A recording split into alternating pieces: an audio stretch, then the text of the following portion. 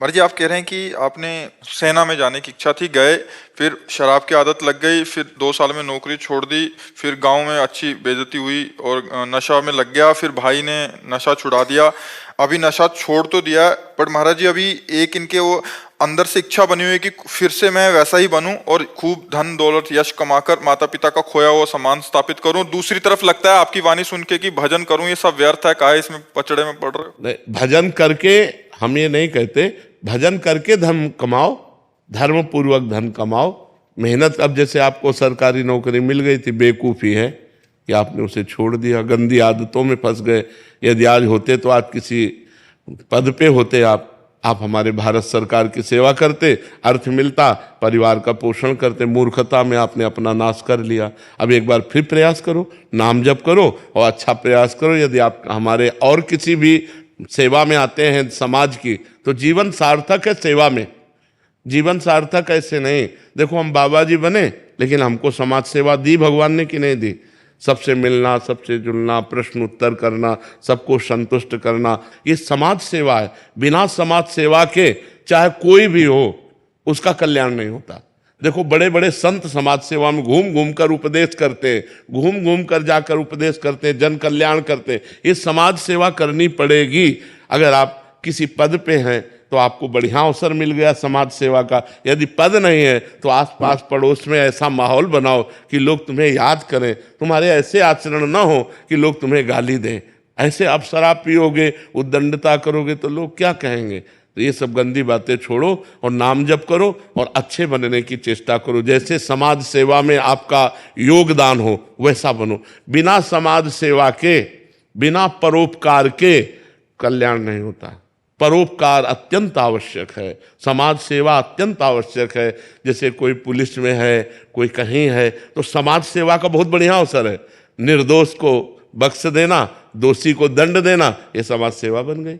अब उसी में घूस लेकर के निर्दोष को पीट देना और दोषी को मुक्त कर देना पाप बन गया। तो हमें लगता है अपने अपने पद के अनुसार यदि हम धर्म के अनुसार चले तो समाज सेवा बन जाए। और समाज सेवा भगवान की सेवा है, समाज सेवा साक्षात भगवान की सेवा है। जी आजकल बहुत है, मतलब 99% ऐसा हो रहा है कि अपने सुख या अपने परिवार को भौतिक सुखों से युक्त करके बस जीवन व्यतीत कभी हो नहीं जाए। कर सकते। पक्का देख लो, जितने घूस लेने वाले बड़े स्तर के हैं उनके लड़के शराबी, बेईमान, गुंडा टाइप के, जो घूस लेंगे, ज्यादा उद्दंडता करेंगे, निर्दोष को दंड देंगे, तो जब हमारे मालिक का हिसाब किताब आएगा ना तो ऐसी तैसी हो जाएगी। न पत्नी सही रहेगी, न पुत्र सही रहेगा, न धन संपत्ति काम में आएगी।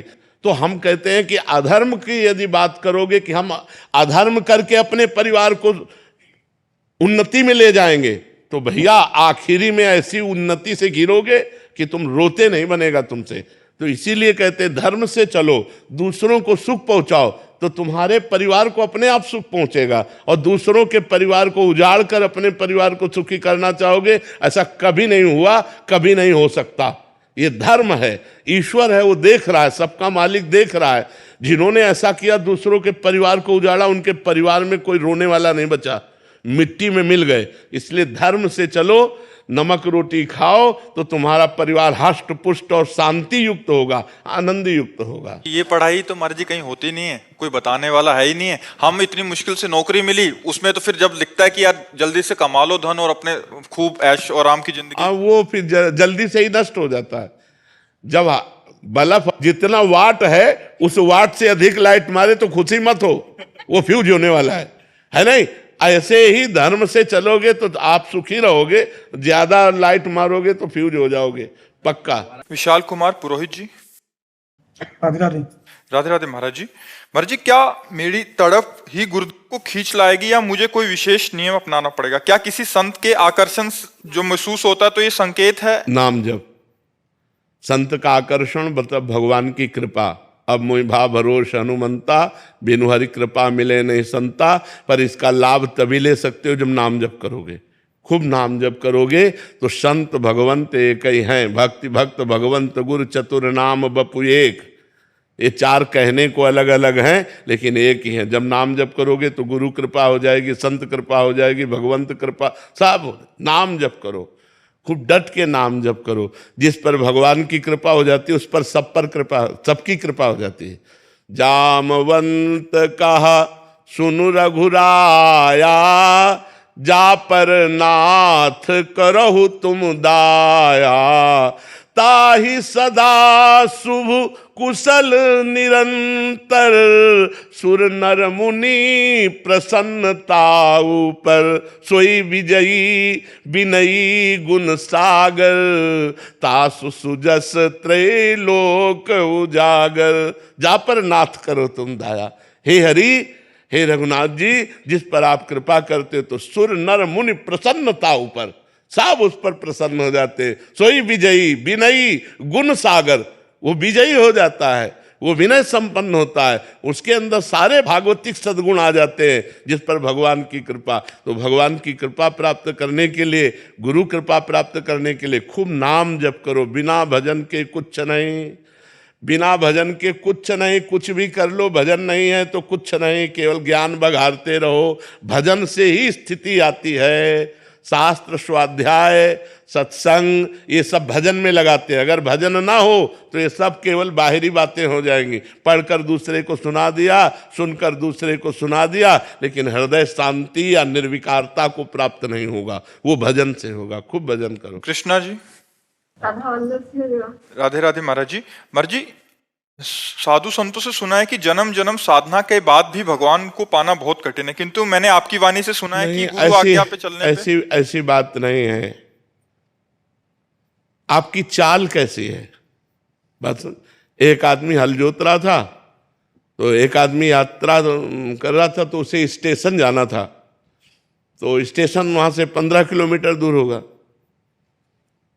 पूछा, भाई स्टेशन कितनी दूर है? 15 किलोमीटर दूर है। तो उनका कितनी देर में पहुंच जाएंगे? वो चुप रहा। कितनी देर में पहुंच जाएंगे? वो चुप रहा। अब उसने दौड़ लगाई कि जो बोल ही नहीं रहा है, हमें 15 किलोमीटर जाना है, तो उसने समय घोषित कर दिया। आप 1.5 घंटा में पहुंच जाएंगे, आप 2 घंटा। चाल देख ली ना। बोले अब क्यों बोला? बोले तुम्हारी चाल देख ली। तो यदि तुम्हारी चाल है जन्म जन्मांतर वाली, तो भगवान जन्म जन्मांतर में मिलेंगे। तुम्हारी चाल है इसी जन्म में मिलने वाली, तो इसी जन्म में मिल जाएंगे। तुम्हारी चाल हो जाए इसी क्षण में मिलने वाली, तो इसी क्षण में भगवान मिल जाएंगे। हमारी चाल क्या है? हमारी चाल क्या है भगवान के प्रति? हमारा समर्पण क्या है भगवान के प्रति? इसके लिए जन्म जन्मांतर की जरूरत नहीं, इसके लिए व्याकुलता की जरूरत है। यदि एक दृष्टांत में आता है, एक संत बरगद के नीचे भजन कर रहे थे और एक पीपल के नीचे भजन कर रहे थे। नारद जी वहां से निकले तो बरगद के नीचे संत जो भजन कर रहे थे उन्होंने दंडवत किया और कहा, आप तो भगवान के पास आते जाते हैं, कभी हमारी चर्चा चलाना और पूछना कि हमें भगवान कब मिलेंगे। ठीक ऐसा ही प्रश्न पीपल के वृक्ष वाले ने भी किया कि आप भगवान के दर्शन करते हैं तो हमें भगवान के दर्शन कब होंगे। तो नारद जी ने जाके भगवान से पूछा, तो कहा बरगद के वृक्ष वाले के नीचे जो संत भजन कर रहे हैं उनको इसी जन्म में मिलेंगे, और पीपल के वृक्ष के नीचे जो भजन कर रहे हैं उनका भजन ऐसा है कि जितने पीपल के पत्ते हैं उतनी बार उनको जन्म लेना पड़ेगा, तब हमारा दर्शन होगा। नारद जी आके बोले, तो बरगद वृक्ष वाले को बोले कि भगवान ने कहा इसी जन्म में दर्शन होगा। वो बड़े आनंदित हो गए। अब वो ये सुनने के लिए आए कि पीपल के वृक्ष वाले के संत को क्या कहते। तो उनका, भाई आपके लिए तो भगवान ने कहा है कि जितने पीपल के पत्ते इतनी बार जन्म लेंगे तब आपको दर्शन होंगे। उनका, भगवान हमको जानते हैं, भगवान हमको जानते हैं, भगवान के हम मैं चिंतन में हूं। हे भगवान, ऐसा अर्थ भाव चिल्ला चिल्ला के रोने लगे कि अभी तक तो मुझे पता ही नहीं था कि भगवान जानते, मेरे भगवान जानते। और इतना रोने लगे कि भगवान उसी क्षण प्रकट हो गए और भगवान गले लगा लिया। अब नारद जी ने कहा, भगवान आपने तो हमको झूठा कर दिया। आपने कहा था कि जितने पीपल के पत्ते इतना जन्म लेगा तब। बोले जैसी साधना कर रहा था तो ये व्याकुलता आने के लिए उसको इतने जन्म लगते, लेकिन वो भाव में डूबकर इतना व्याकुल हो गया कि जो इतने जन्मों में भजन पूरा होने वाला था वो अभी पूरा हो गया। तो हमारी चाल क्या है? भगवत प्राप्ति में विलंब नहीं है, हमारी चाल में, हमारी व्याकुलता में, हमारी लालसा में हम भगवान को कितना प्यार करते हैं, भगवान के लिए कितना तड़पते हैं, बस ये खास बात है। शैली जी पंजाब से। राधे राधे महाराज जी। राधे राधे महाराज जी। जहाँ से महाराज जी जब लौट के जाती हूँ तो मन बहुत विचलित हो जाता है, वृंदावन की पल पल याद आती है। एकांत में नाम जपने बैठती हूँ तो यहीं की कुंज गलियां, आपके दर्शन, श्री जी का महल, बिहारी जी के दर्शन, परिक्रमा, अहो ये सब होते भाग्य है, रहते हैं। धन्य भाग्य है। वृंदावन को चिंतवन यह दीप उर्बार, कोटि जन्म के अग तमय काट करे उजियार। जो वृंदावन की गलियों का, बिहारी जी का, वृंदावन का, यमुना जी का, संतों का चिंतन करता है, करोड़ों जन्मों के पाप नष्ट होकर उसके हृदय में प्रेम प्रकाशित हो जाता है। ये तो बहुत अच्छी बात है। वृंदावन में रहकर दिल्ली कलकत्ता का चिंतन हो तो दुर्भाग्य है, और दिल्ली कलकत्ता में रहकर वृंदावन का चिंतन हो तो सौभाग्य है। बड़ा सौभाग्य है कि आप बाहर रह करके भी प्रिया प्रीतम की इस राजधानी का चिंतन करते, परम धाम वृंदावन का चिंतन करते, ये सौभाग्य है।